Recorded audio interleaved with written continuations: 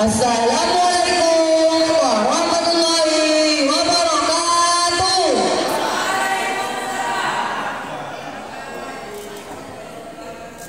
Abdul Rajak, you can call me Rajak. I'm from Stanley.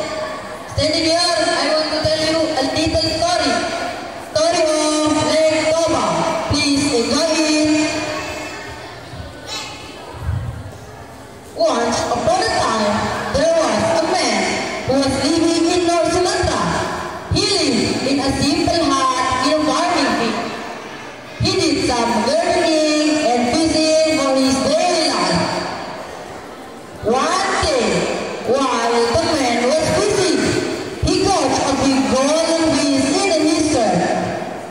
It was the biggest catch he ever had in his life. Surprisingly, this fish turned into a beautiful princess. He fell in love with her and proposed to her as his wife. He said, "Yes, but you have to promise not to tell anyone about the secret that I was going to fish. Otherwise, there will be a hard disaster." The man made the deal and they got married. Lived happily and had a son named Tawati. A few years later, this son would have bring lunch to his father out in the field. One day, his son was so hungry that he ate his father's lunch. Unfortunately, he found out and got fired and thought,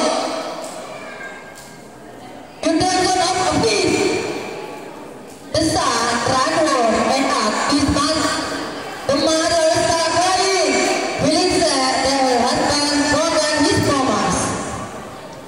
Then she took her son to run up the hill because a huge disaster was about to come. When her son left, she prayed.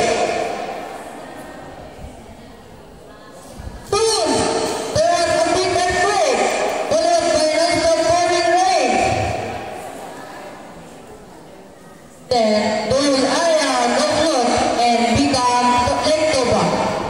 She turned into a fish again, and the man became the island of Samosir. The moral is, never break a promise. And my name is Abdul Rajak.